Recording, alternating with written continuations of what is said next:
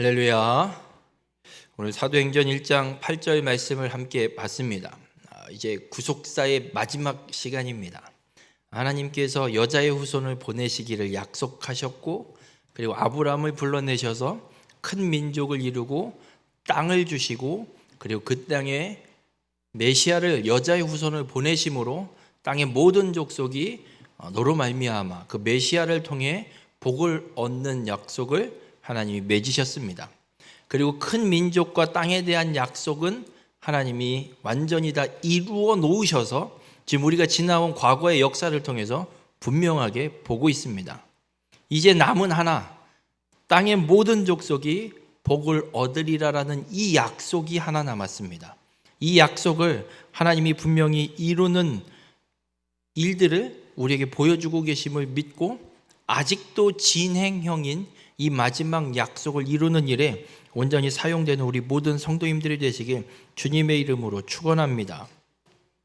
하나님께서 야곱을 통해서 유다 지파에 약속하셨던, 예언하셨던 것처럼 유다 지파의 통치자의 이 규, 지팡이가 끊어지지 않는 것, 실러가 오기까지 끊어지지 않는다라고 말씀하셔서 정말 유다의 자손에서 메시아, 여자의 후손 예수 그리스도가 태어나십니다. 아까도 말씀드렸지만 실로는 평화, 안식이라는 말씀입니다. 그래서 예수 그리스도는 평화의 왕입니다. 평강의 왕보단 평화의 왕이 맞는 말인 것 같습니다. 왜냐하면 왜 이 평화를 이루는 예수 그리스도라고 지칭을 하냐면, 여러분, 우리 인간은 원래는 하나님의 형상대로 지음받은 자들입니다. 창세기 1장에 하나님이 천지를 창조하시고 인간을 만드실 때 우리가 우리의 형상을 따라 사람을 만들자 하시고 사람을 하나님의 형상대로 만드셨습니다. 그러면 하나님의 형상대로 만들어진 사람의 삶이 어떤 삶이었냐면, 창세기 1장과 2장이 기록되어 있는 최초의 인간 아담과 하와의 모습이 바로 하나님의 형상을 갖고 살아가고 있는 모습입니다. 아담과 하와의 모습을 창세기 2장에서 살펴보면 가장 먼저는 하나님과 함께 있습니다. 아담은 언제나 하나님과 교제했습니다. 매일매일 하나님이 에덴을 경작하고 지키라라고 명령하셔서 그 명령대로 에덴 동산을 아담이 관리하는데, 가장 먼저는 무슨 일을 하냐면 모든 동물들의 이름을 짓는 일을 합니다. 그래서 아담이 그 모든 동물들의 이름을 짓고 종류대로 다 짓습니다. 여러분, 동물의 이름을 어쩌다 보니 저렇게 이름이 붙여진 게 아니라 이미 태초에 하나님이 창조하시고 인간에게 명령하셔서 사명을 주셔서 이름이 붙어진 겁니다. 그래서 아담은 하나님한테 얘기하는 거예요. 하나님, 이 동물은 이렇게 이름 지었고요, 이 동물은 이렇게 졌고요, 쟤는 이렇게 졌어요. 그래서 아담과 하나님은 그 에덴에서 함께 교제하는 삶을 살았습니다. 그리고 아담은 하나님의 성품을 그대로 다 닮아서 갖고 있었습니다. 여쭤보겠습니다. 여러분, 동물의 가지수가 몇 가지나 될까요? 셀 수 없이 많습니다. 동물만 있나요? 식물은, 하늘에 나는, 공중에 나는 새들은, 그걸 이름을 다 붙였다고 생각해 보십시오. 한번 여쭤보겠습니다. 여러분은 사람의 이름을 몇 명까지 외우십니까? 전 사람 이름 외우는 게 그렇게 안 이어집니다. 얼굴은 알겠는데 이름이 기억이 안 납니다. 그런데 아담은 그 수없이 많은 동물들의 이름을 다 지어 중복되지 않고, 지은 걸로 끝난 게 아니라 저 동물의 이름이 뭐다라는 것도 알고 있습니다. 우리의 지식으로는 감당할 수 없는 분량의 지식입니다. 이렇게 아담이 할 수 있었던 건 하나님의 성품이 그대로 아담에게 있었기 때문에, 하나님의 지혜가 아담에게 그대로 있었기 때문에, 하나님의 형상대로 지음받은 자이기 때문에 그 지혜를 갖고 이름들을 다 붙여 놓을 수 있었던 겁니다. 그러니까 하나님의 형상대로 지음을 받았다는 얘기는 하나님의 그 나라에서, 하나님이 보시기 좋은 그 낙원에서 하나님의 형상 그대로를 갖고 모든 만물들을 다스리면서 하나님과 항상 교제하며 살아가는 삶, 이게 하나님의 형상대로 지음받은 자의 삶입니다. 그런데 아담이 어떻게 됐지요? 그렇게만 살았나요? 그렇게 살다가 죄를 지어서 에덴에서 쫓겨나면서 하나님의 형상도 잃어버리고 하나님과의 교제도 잃어버려서 때에 따라서 제사를 드려야 하는, 그리고 낙원이었던 에덴에서 쫓겨나는 일이 펼쳐졌습니다. 더 이상 하나님과 함께 항상 교제할 수가 없습니다. 하나님이 찾아와서 만나주지 않는다면은 교제할 방법이 없습니다. 하나님의 형상도 잃어버렸습니다. 하나님의 뜻이 무엇인지 분별할 수 없는, 그래서 내 눈에 보이는 대로, 내가 좋아하는 대로 내 육신의 소욕을 따라 행하게 되는 역사, 이것이 하나님의 형상을 잃어버려서 나타나게 되는 역사입니다. 그렇게 죄로 인해서 하나님과 함께 했던, 하나님의 형상대로 살았던 인간이 그 하나님의 형상도 잃어버리고 낙원도 잃어버리고 하나님의 지혜도 잃어버린 죄인이 되어서 세상 가운데 쫓겨났습니다. 하나님께서 여자의 후손을 보내신다고 약속하신 이유는 죄를 짓게 한 사단의 권세를 멸하시려고. 그래서 히브리서를 읽어보면 예수 그리스도께서 우리와 똑같은 육신을 입고 이 땅에 오셨음을 이야기하면서 육신을 입고 이 땅에 오신 이유에 대해서 이렇게 말씀합니다. 십자가의 죽으심으로 사망 권세 잡은 자를 멸하려 하심이라. 창세기 3장 15절의 그 말씀 그대로 예수님께서 십자가의 죽으심으로 사망 권세 잡은 자를 멸하셨다라고 말씀합니다. 이 멸하였다라는 건 완전히 박살내서 더 이상 진멸해버려서 더 이상 존재하지 못하게 만드셨다는 얘기입니다. 그러니까 예수 그리스도께서 십자가의 죽으심으로 우리를 죄를 짓게 한 사단의 권세를 완전히 멸해버리시고 우리를 구원하시는, 그래서 예수 그리스도를 믿어 구원받는다라는 말은 우리가 잃어버렸던 하나님의 형상을 회복하고 하나님과의 교제가 회복되고 하나님을 닮았던 그 성품이 회복되고 하나님이 약속하셨던 그 낙원, 그 천국, 하나님의 나라에 들어갈 수 있는 존재로 바뀌었다라는 말입니다. 그래서 에베소서에서는 이런 말씀을 합니다. 너희를 흠없고 거룩한 자로 하나님 앞에 세우시려고 예수 그리스도께서 십자가에 죽으셨다라고 말씀합니다. 여러분, 예수 그리스도가 이 땅에 오신 것, 예수 그리스도가 평화의 왕인 건 죄로 인해서 하나님과 관계가 완전히 끊어져 버렸던 우리를, 그 죄를 해결하셔서 우리로 하나님과 평화를 이루게 하시기 때문에 평화의 왕으로 이 땅에 오시는 줄 믿으시길 주님의 이름으로 간절히 부탁을 드립니다. 그렇게 예수 그리스도가 이 땅에 오시는 것, 마태복음 1장 1절부터 17절에 여자의 족보, 아브라함으로부터 예수님까지의 족보가 쫙 기록이 되고 나서 21절, 마태복음 1장 21절에 예수님에 대해서 이렇게 말씀합니다. 아들을 낳으리니 이름을 예수라 하라. 이는 그가 자기 백성을 그들의 죄에서 구원할 자이심이라. 예수 그리스도께서 하나님의 백성, 예수 그리스도를 믿는 자, 하나님을 믿는 자들, 그 백성들을 구원하는 자임을 예수님이 그런 존재로 이 땅에 옴을 분명하게 선언하십니다. 우리 모든 성도님들, 예수님께서 그래서 십자가에 죽으실 때 일어난 사건을 보면 성소 안에, 그러니까 성막으로 비유를 하면 성막 안에 성소가 있고 그 성소 안에 휘장을 치고 휘장 안쪽은 지성소로 구분합니다. 그래서 이 휘장을 열고 지성소에 들어갈 수 있는 건 1년에 딱 하루, 대속죄일날 대제사장만이 들어갈 수 있습니다. 아무도 못 들어갑니다. 대제사장도 속죄 제사를 온전히 행하지 않으면 절대 못 들어가는 것이 지성소입니다. 그런데 예수님께서 십자가에 죽으실 때 어떤 일이 일어났느냐? 마태복음 27장 50절과 51절에 보면 예수께서 다시 크게 소리 지르시고 영원히 떠나시니라. 이에 성소 휘장이 위에서부터 아래까지 찢어져 둘이 되고 땅이 진동하며 바위가 터지고, 그 지성소를 구분짓던 휘장이 위에서부터 아래로 찢어집니다. 위에서부터 아래로 찢었다는 건 밑에서 찢었다는 거예요? 위에서 찢었다는 거예요? 위에서 찢은 거예요.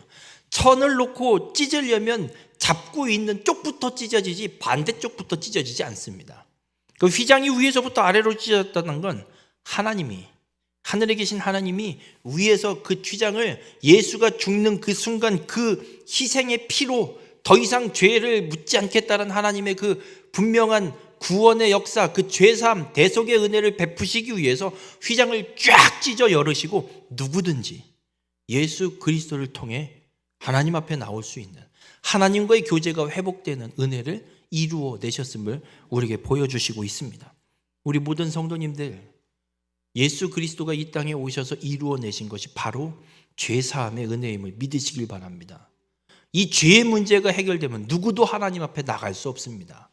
하나님께서 약속하신 대로 우리를 죄를 짓게 했던 사단의 권세를 예수가 십자가의 죽으심으로 완전히 멸하여 버리시고 더 이상 사단은 우리를 죄로 얽어맬 수 없는 존재로 완전히 멸하시고 우리와 하나님 사이에 막혔던 담, 예수 그리스도께서 십자가의 죽으심으로 그 휘장을 하나님이 찢으셔서 하나님께 나아갈 담력을 우리에게 허락하신 겁니다.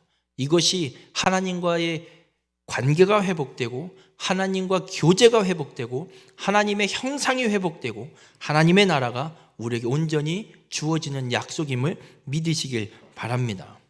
그렇게 하나님이 약속하신 대로 큰 민족도 이루어 주셨고 이 땅을 내 자손에게 주리라 하신 약속도 이루셨고 예수 그리스도를 이 땅에 보내심으로 죄의 문제가 해결되는 복을 우리에게 온전히 이루어 주셨습니다. 이제 남은 건 땅의 모든 족속이 너로 말미암아 복을 얻을 것이라 이 약속이 남았습니다. 그럼 이 약속은 반드시 이루어져야 합니다. 그래서 예수님께서 십자가 대속의 그 사건을 다 이루어내고 하늘로 승천하시기 전에 제자들과 모여있는 사람들에게 명령하신 게 있습니다. 그게 지상명령. 이 지자는 지극히 라는 지자의 뜻입니다. 그래서 지극히 이 세상 어떤 것들보다도 가장 상위에 있는 가치가 있는 가장 지극한 하나님의 명령. 이게 지상명령입니다. 땅 위에서 주신 명령이 아니에요. 이거는 땅 지자가 아닙니다. 그러니까 가장 가치 있는 명령들 중에 가장 최고의 가치를 가지고 있는 명령. 그래서 지상명령이에요. 그게 무엇이냐? 마태복음 28장 19절에서 20절 말씀에 너희는 가서 모든 민족을 제자로 삼아 아버지와 아들과 성령의 이름으로 세례를 베풀고 내가 너희에게 분부한 모든 것을 가르쳐 지키게 하라. 볼지어다 내가 세상 끝날까지 너희와 항상 함께 있으리라. 이게 지상명령인데요, 여기에 명령형으로 되어 있는 동사는 딱 하나입니다. 너희는 가라. 그냥 한 단어로 쓰여 있습니다. 제일 앞에. 그리고 끝내고 그러므로 모든 민족을 제자로 삼고 뭐하라라는 식의 문장으로 헬라어는 쓰여 있습니다. 그러니까 뒤에 따라오는 제자를 삼고 세례를 베풀고 분부한 모든 걸 가르치라는 거는 가라는 거에 종속되는 거예요. 그러니까 가서 이걸 하라는, 그러니까 가장 먼저 명령된 거 가라는 거예요. 가서 이것들을 하라. 끝날까지 내가 너희와 함께 할 거니까 가서 이거를 해라. 그래서 가는 것이 먼저입니다. 가지 않으면 못하는 거예요. 예수님이 마지막 지상 명령을 이렇게 하셨습니다. 그러면 그 소리를 들은 사람들은 가야 돼요? 가지 말아야 돼요? 가야 돼요. 근데 예수님이 가라고 해놓고 딴소리를 해요. 누가복음 24장 47절에서 49절에 보면 또 그의 이름으로 죄사함을 받게 하는 회개가 예루살렘에서 시작하여 모든 족속에게 전파될 것이 기록되었으니 너희는 이 모든 일의 증인이라. 볼지어다 내가 내 아버지께서 약속하신 것을 너희에게 보내리니 너희는 위로부터 능력이 입혀질 때까지 이 성에 머물라. 분명히 너희는 가라. 가서 제자 삼고 세례 베풀고 분부한 모든 걸 가르쳐 지키게 하라 명령하셨는데 누가복음에서는 예수님이 이래요. 가지 말고 그냥 가지 말고 예루살렘에 머물래요. 언제까지? 위로부터 능력이 입혀질 때까지. 그래서 이 사람들이 안 가요. 그리고 모여서 기도에 힘쓰기 시작합니다. 그리고 사도행전 오늘 읽은 본문 사도행전 1장 8절에 보면 예수님이 이렇게 말씀해요. 오직 성령이 너희에게 임하면 너희가 권능을 받고 예루살렘과 유대와 사마리아와 땅끝까지 이르러 내 증인이 되라. 성령이 임할 건데 성령이 임하면 뭐냐? 너희가 권능, 성령의 권능을 받아서 가서 땅끝까지 증인이 되래요. 성령의 권능, 이 능력은 우리에게 어떻게 나타나냐면 성령의 은사로 나타난다고도 볼 수 있어요. 하나님은 분명히 우리에게 말씀합니다. 이 은사를, 성령의 은사를 통해서 성령의 자신을 나타내신대요. 여러분, 인간이 성령의 은사를 인간의 능력으로 행할 수가 없습니다. 우리가 방언을 한다, 혹은 성령의 은사인 치유, 예언, 병고침, 지식의 은사, 여러 가지 은사들이 있어요.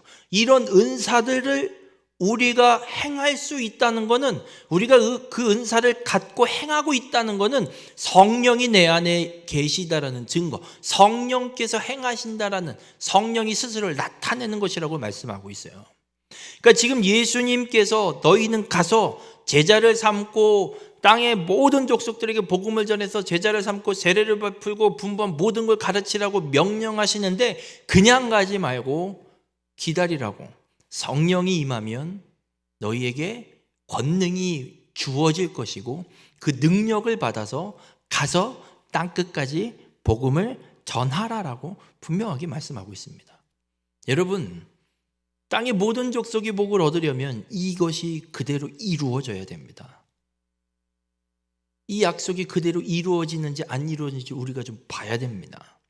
예수님이 이 말씀하신 대로 마가의 다락방에 모여서 이 120명 정도 되는 그 제자들과 예수님을 따르던 사람들이 기도에 힘씁니다.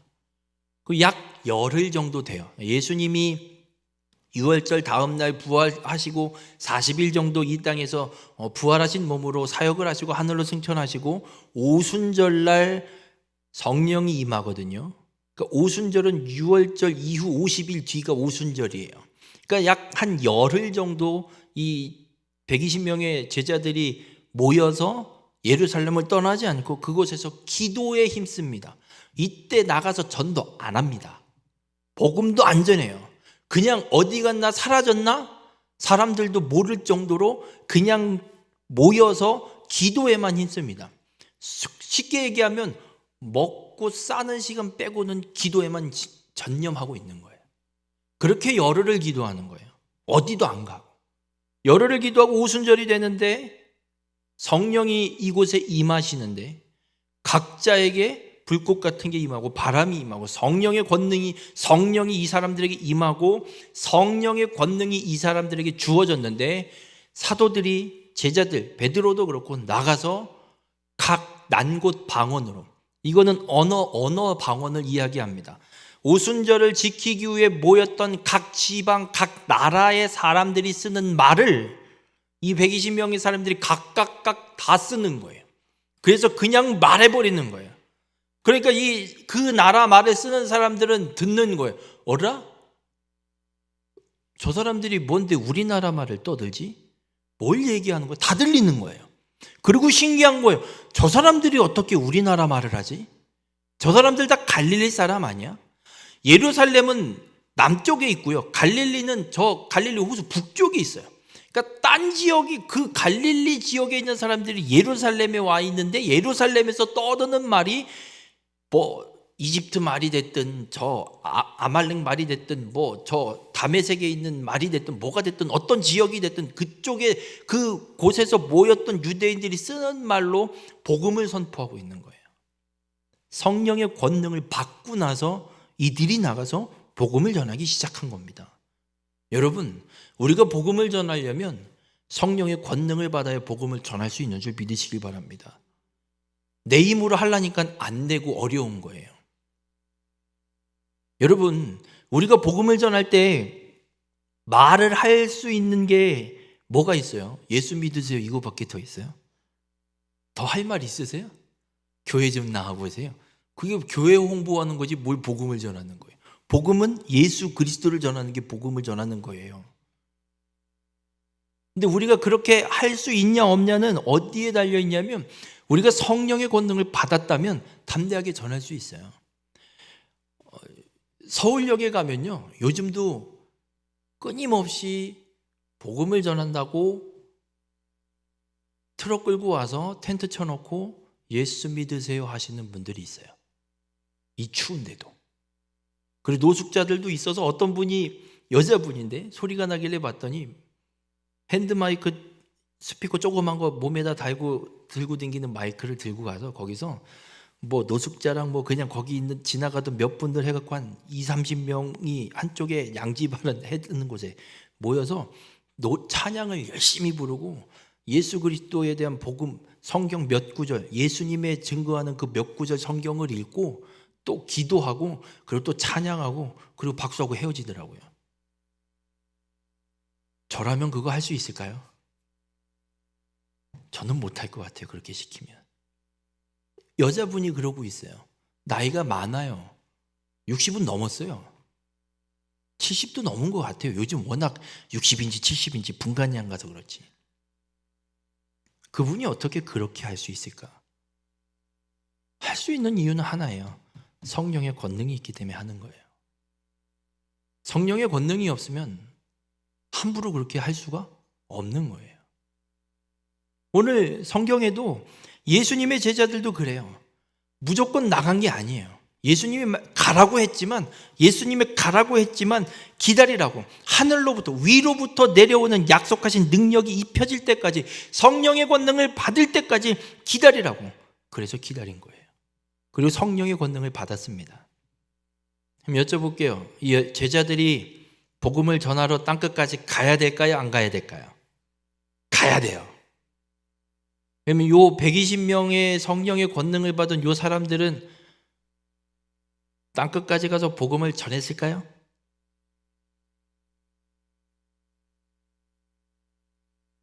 안 전했을까요? 오늘 읽은 본문의 말씀대로 유대에는 예루살렘은 지금 다 같이 하고 있으니까 뭐 당연히 예루살렘에 했고 온 유대와 사마리아까지 가서 복음을 전합니다. 빌립 집사가 가요. 빌립 집사가 가서 사마리아 성읍에 복음 전해요. 여기까지는 해요. 그럼 땅 끝까지 가야 되잖아요. 유대인들이 실수한 게 하나 있어요. 유대인들이 유대인 말고는 복음을 안 전해요. 나가도 다른 예루살렘, 유대, 사마리아를 벗어나서 이 팔레스타인 이 땅을 벗어났어도 다른 나라에 갔어도 복음을 유대인에게만 전해요. 거짓말인 것 같으세요? 성경에 그렇게 쓰여 있어요. 볼까요? 사도행전 10장에 보면 이제 이방인 선교에 대한 이야기들이 시작이 되는데 고넬료라는 로마의 백부장이 등장을 해요. 그래서 이 고넬료라는 로마의 백부장이 참 신실한 사람이어서 예수님을 믿게 돼요. 그래서 더 자세한 복음을 알고 싶어서 그 갈망함이 있는데 환상을 통해서 하나님이 뭐라고 하면 베드로를 청해서 말씀을 들으라고 해요. 그러는 사이에 하나님이 베드로에게는 또 다른 환상을 따로 고넬료는 고넬료대로 베드로는 베드로대로 하나님이 역사하시는 거예요. 지금 순서는 따로따로 베드로가 중간에 쓰여 있지만 동시에 일어난 일이라고 보시면 돼요. 베드로가 기도하던 중에 무슨 환상을 보냐면 하나님이 이따만한 모자기에 부정하다 레위기에 기록되어 있는 부정한 동물을 잔뜩 담아서 내려놓고 하나님이 그러는 거예요. 베드로야 먹어. 그러니까 베드로가 하나님 날 뭘 바보로 알아요? 아니 부정한 동물을 왜 먹어요? 내가 부정해지게. 참 웃기는 하나님이네. 못 먹는 걸 왜 갖다 먹으라 그래요? 하나님은 야 내가 정하다고 먹으라는데 네가 뭔데 부정하다고 하냐? 그러고 걷어가시고 그게 똑같이 3번 일어나는 거예요. 그리고 나서 하나님이 말씀하시는 거예요. 사람이 찾아올 거다. 가라. 그 환상이 딱 끝나고 나자 진짜 사람이 2사람이 찾아와요. 누구냐면 고넬료가 보낸 사람. 이차저차 이렇습니다. 좀 당신은 우리 주인 백부장인 고넬료가 초청합니다. 여러분 고넬료는 로마 군인이기 때문에 이방인이에요. 베드로가 가면 안 돼요. 근데 이방인 초청하니까 갔어요. 일단 갔어요. 하나님이 환상을 보여줬으니까. 가서 복음을 전해요. 쫙 말씀을 쫙 풀어줘요. 예수님에 대해서 쫙 소개를 해요. 근데 그 말씀을 듣는 중에 고넬료와 함께 그 집안에서 말씀을 듣던 사람들에게 성령이 임하는 게 베드로에게 보이는 거예요. 그래서 그 자리에서 거기에 있었던 모든 사람들에게 다 세례를 베풀고 이들이 예수 그리스도를 믿고 회개가 일어나요. 이 소식을, 이 일을 예루살렘 최초 초대교회, 예루살렘 교회에서 도장 찍고 결정하면 모든 게 교리로 결정되고 법으로 결정되는 그런 시대이거든요. 지금은 예루살렘 교회에 이 소식을 전해요. 그러니까 예루살렘 교회에서 어떻게 결정을 하냐면 사도행전 11장 18절에 보면 그러면 하나님께서 이방인에게도 생명 얻는 회개를 주셨도다.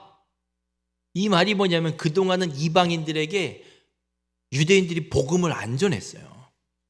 왜냐하면 유대인들은 선민 사상이 있거든요. 하나님이 우리만 불렀다.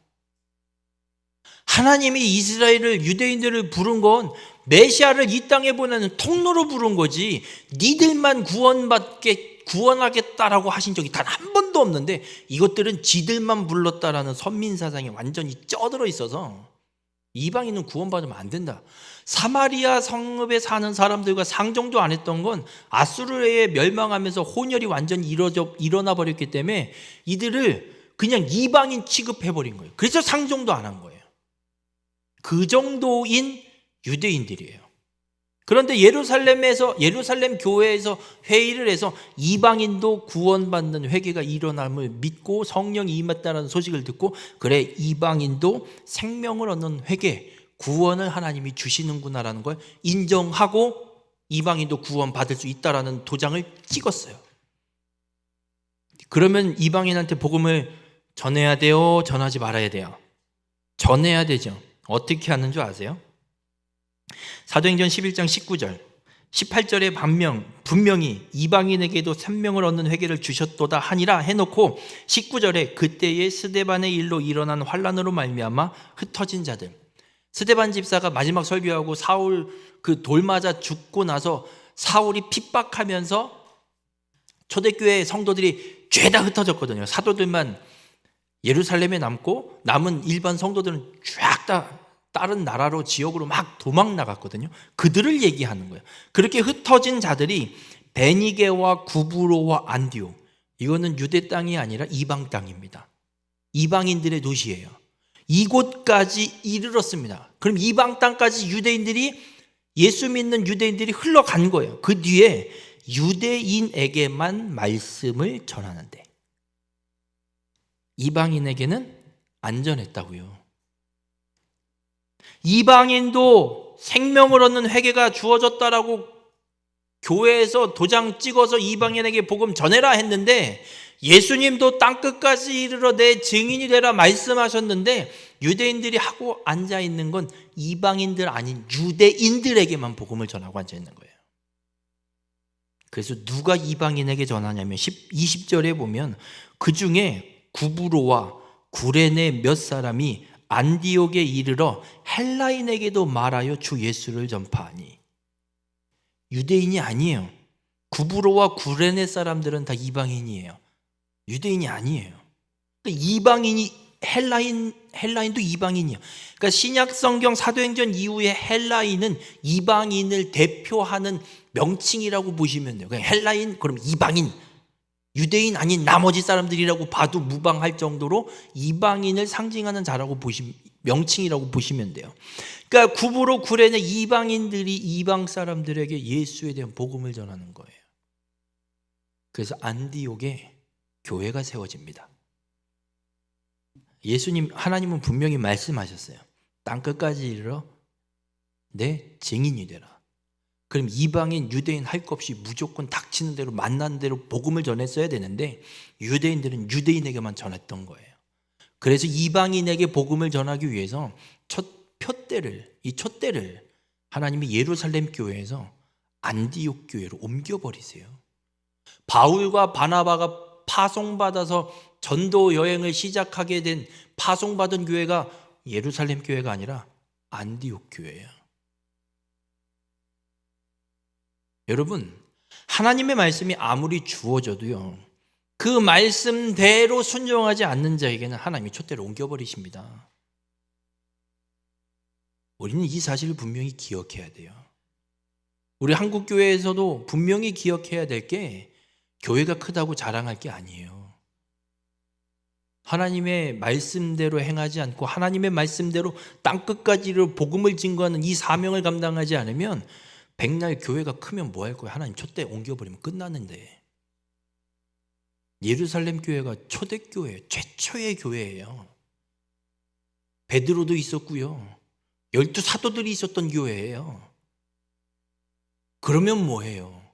땅끝까지를 증인이 되라는 이 말씀대로 유대인이 아닌 이방인 누구도 다 따질 것 없이 복음을 전했어야 되는데 그 사명을 감당하지 않으니까 하나님이 촛대를 안디옥 교회로, 이방 땅에 있는 교회로 옮겨버리시는 거잖아요. 여러분, 땅끝까지로 복음을 증거하지 않으면 오늘 하나님께서 아브라함에게 맺으셨던 세 번째 약속, 땅의 모든 족속이 복을 얻으리라, 이 약속이 이루어지지 않는 거예요. 하나님은 이 약속을 이루려고 지금 명령하시고 성령의 권능까지 주셨는데 이것들은 안 하는 거예요. 그래서 하나님이 옮겨버리시는 거예요.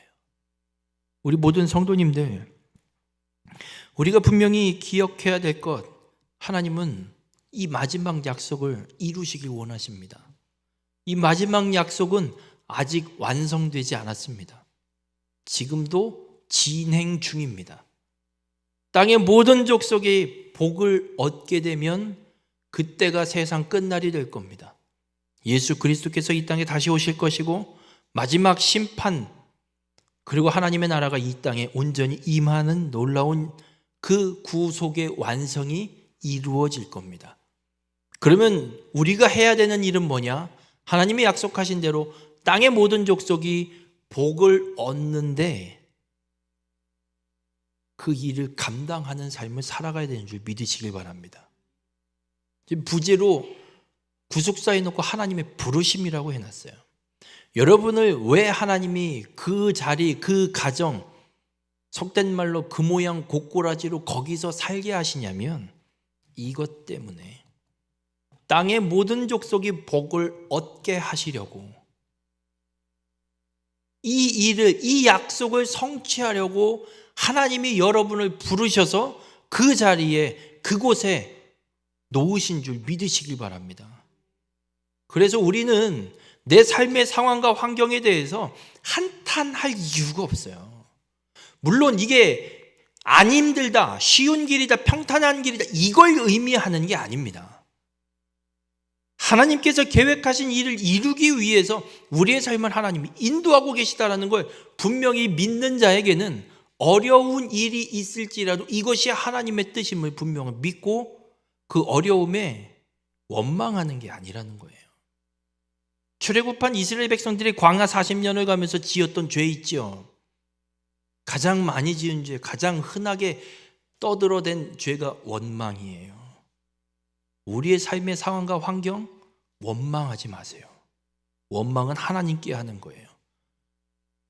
말 안 듣는 누구 때문이 아니라, 그건 누구 때문이 아니라 그를 구원하기 위해 하나님이 내 땅끝으로 보내주신, 붙여주신 사람일 수도 있는데 그걸 원망한다는 건 그를 붙여준 하나님을 원망하고 있는 거예요.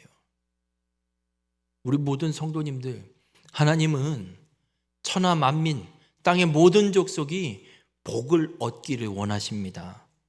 예수 그리스도를 믿어 구원받도록 우리를 땅끝까지 이르러 주님의 증인이라 하시는 말씀은 바로 이 마지막 약속을 이루기 위해서 우리에게 주신 사명이고 우리를 부르신 이유임을 분명하게 말씀하고 있습니다. 바라기는 우리 모든 성도님들의 삶이 하나님이 주신 이 사명, 이 마지막 약속을 성취하는 일에 온전히 쓰임받는 믿음의 성도님들이 되시길 주님의 이름으로 간절히 부탁을 드립니다. 이 일을 위해서 끊임없이 기도하십시오. 성령의 권능을 허락하여 달라고, 능력을 허락하여 주셔서 내게 허락하신 땅 끝에서 그들에게 복음을 온전히 증거하여서 땅의 모든 족속이 복을 얻게 하는 하나님의 이 약속을 이루는 일에 쓰임받을 수 있도록 하나님 앞에 간절히 기도하십시오. 그리고 이 사명을 이루는 일에 온전히 쓰임받는 우리 모든 성도님들이 되시길 바랍니다. 우리에게 땅끝은 그렇습니다. 어디가 될지 모릅니다. 네, 세상 끝일 수도 있습니다. 바울이 생각한 것처럼 바울의 땅끝은 서머나 스페인입니다. 유럽의 최서쪽에 있는 나라. 하지만 스페인까지 못 갑니다. 서머나까지 못 갑니다. 로마에서 죽습니다. 로마로 간 이유가 있습니다. 웬만한 날고 긴다는 사람들이 로마에 다 모입니다. 그러니 바울은 거기서 전하겠다는 겁니다. 거기서 증거해서 예수 믿는 자들을 제자를 만들어서 그 제자들로 하여금 각자의 나라로 돌아가서 복음을 증거하게 하는 역사를 이루어 보겠다는 전략으로 로마에서 목숨이 다할 때까지 복음을 증거하는 일에 힘쓰는 걸 보게 됩니다. 여러분, 선교 전략, 복음을 전파하는 전략은 이게 전략인 거지 도구를 갖고 짜는 게 전략이 아닙니다. 이걸 줄 거냐 저걸 줄 거냐 성경에 어디 주라고 말씀하셨습니까? 가서 증거하라고. 내가 본부한 모든 것을 가르쳐 지키게 하라고 말씀하셨지 뭘 갖다 먹이고 그런 말씀 하신 적이 없습니다. 우리 모든 성도님들 하나님께로부터 주어진 위로부터 주어지는 능력을 받으셔서 여러분에게 주어진 땅끝이 어디인지 누구도 알 수 없지만 내게 주어진 일단 삶의 터전에서 복음을 증거함으로 그 복음을 증거한 자가 제자가 되도록 가르쳐 지키는 삶을 살도록 증거하시고 가르치셔서 제자로 삼으셔서 그 복음이 끊어지지 않고 하나님이 원하시는 땅끝까지 온전히 전파될 수 있도록 그 사명을 감당하는 우리 모든 성도님들이 되시길 바랍니다. 무작정 뛰쳐나가지 마시고 오늘 예수님이 말씀하고 있는 것처럼 이 성에 머물라. 위로부터 능력이 입혀질 때까지. 그러면 아무것도 하지 말라는 겁니까? 안 하고 기도할 수 있으면 기도하십시오. 그리고 성령의 권능을 받으십시오. 그리고 가서 전하셔도 늦지 않습니다. 그래서 우리가 기도할 때 방법을 말씀드렸잖아요. 모세가 중보한 것처럼 하나님의 약속을 들이대세요. 하나님이 약속하셨잖아요. 땅끝까지로 내 증인이 되라. 내가 약속한 하나님이 위로부터 내려주는 능력이 임할 때까지 기다리라고 말씀하셨잖아요. 왜 안 주시는데요? 주셔야 갈 거 아니에요. 하나님 약속을 내게도 이루어 주셔야 제가 그 약속을 이루는 일에 쓰임받을 거 아닙니까? 하나님, 이거 안 이루시면 하나님 아닌 거죠. 저 사람한테는 이루어 주시고 나한테는 안 이루어주면 하나님이 하나님 아닌 거죠. 나에게도 능력을 더하셔서 이 사명을 감당하는 통로가 되게 해달라고 기도하십시오. 하나님이 능히 이루어 주실 줄 믿습니다. 바라기는 우리 교회가, 우리 모든 성도님들이 이 마지막 사명, 이 약속을 이루는 일에 온전히 쓰임받고 그 일을 이루어가는 성도님들이 되시길 바랍니다. 우리가 옛날에 어른에게나 뭔가를 섬기고 할 때 이런 얘기를 수종든다는 얘기 많이 쓰죠. 그죠? 그래서 부모님을 봉양할 때도 수종든다 이야기하고 왕에 대해서도 뭔가를 할 때 수종든다는 이야기를 좀 하잖아요. 여러분, 우리도 동일합니다. 하나님의 약속에 수종들어야 됩니다. 땅의 모든 족속이 복을 얻는 일에 우리가 종처럼 그 명령을 받들어서 온전히 그 뜻이 이루어지도록 우리가 일해야 된다라는 겁니다. 우리 모든 성도님들이 마지막 이 약속을 이루는 일에 온전히 수종드는, 순종하는 우리 모든 성도님들이 되셔서 우리 교회를 통해서 이 지역을 넘어 정말 땅끝까지 복음을 증거하는 일에 온전히 쓰임받는 우리 모든 성도님들이 되시길 주님의 이름으로 축원합니다.